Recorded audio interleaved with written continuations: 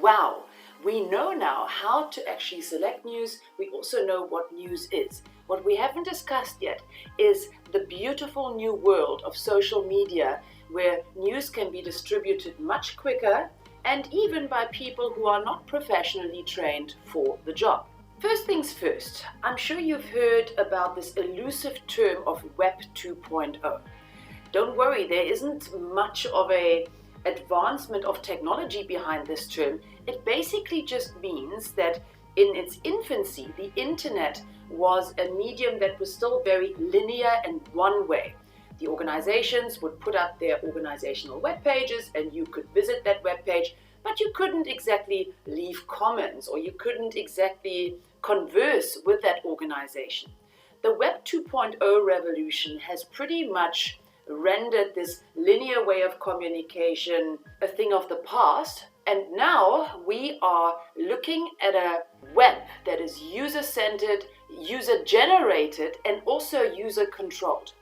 So the field of communication on social media has truly been democratized. I throw the term democratized around a little bit too lightly, because please keep in mind there is something that we call the digital divide. So not everybody can actually make these uploads. Not everybody can comment.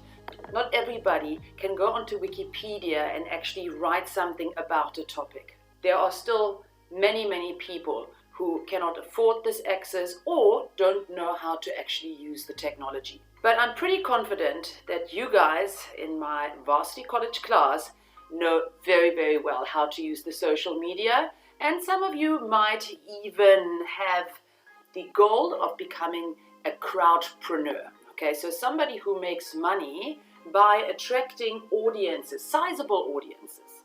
I actually had a student about 2 years ago, and she already got paid very nicely for her following and for being an ambassador for different brands and different organizations. Let's have a look at some of the characteristics of social media that you should know about. Please, guys, don't think that you don't know about them already. Maybe you just haven't formalized these ideas in an illustrative manner like I do here. Social media are characterized by their participatory nature.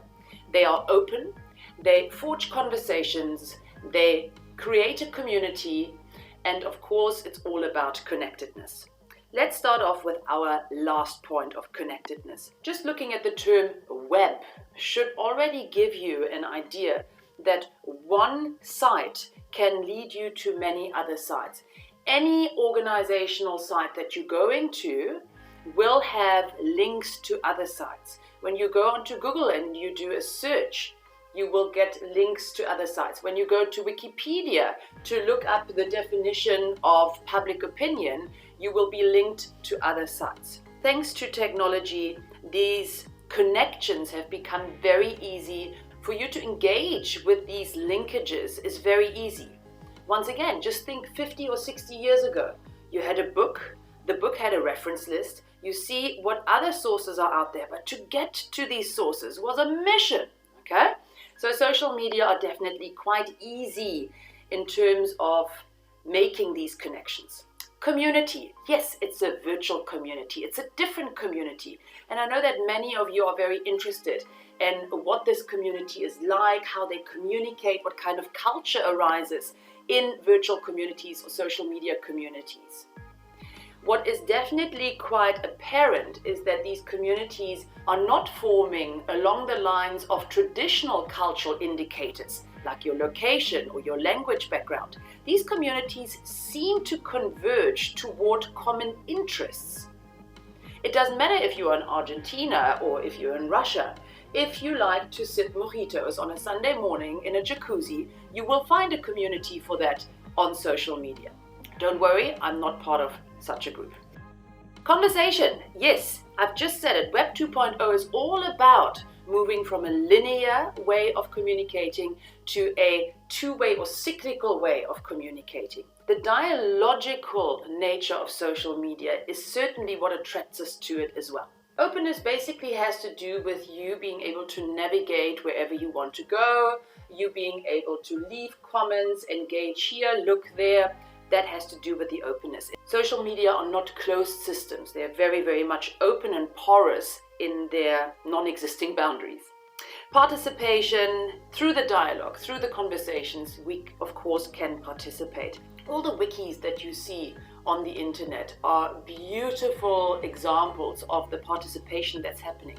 And weirdly, people are willing to participate, even though they might not actually get any money for it. How many times did I have a look at YouTube of how to maybe repair my car or crochet a scarf? Well, thanks to the participation of content creators, I can now do the same. And as I said, most of these people don't even get paid. They do it for, I don't want to say the fame with their 2 followers, but they do it for the fame, they do it for a little bit of a creative outlet to pass the time, and that's a wonderful thing. A lot of research has been done on social media and how they can be used, because more and more people migrate to the virtual world, and radio and TV communication is actually not as popular and not as powerful anymore.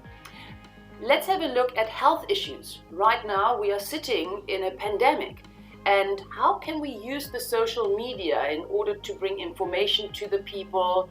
How can we use Insta, Facebook, and all these other platforms to make people knowledgeable about the pandemic and how to actually avoid contracting the virus and how to actually treat it or look after yourself once you have it? A lot of health issue related research has been done.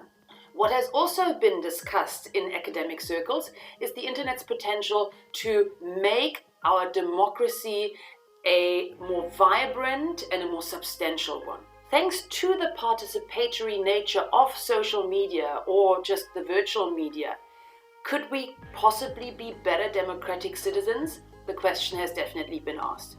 What has also been looked at is the attitude change power of the social media, and how maybe through messages on social media you can also get people to behave in a certain way. That is not only limited to the political context, but also very much of concern for the commercial context. You can see here I have this a rather controversial NHS advert to do with smoking. Certainly an eye catcher, I would say, and it basically has to do with the fact that smoking isn't good for you. Researchers now want to find out, how do we place this particular health-related campaign onto social media so that you can see it? Also, obviously, seeing that it's a little bit more graphic, you don't want kids to see it, so there must be filters. All of this research is being done, and it's fascinating.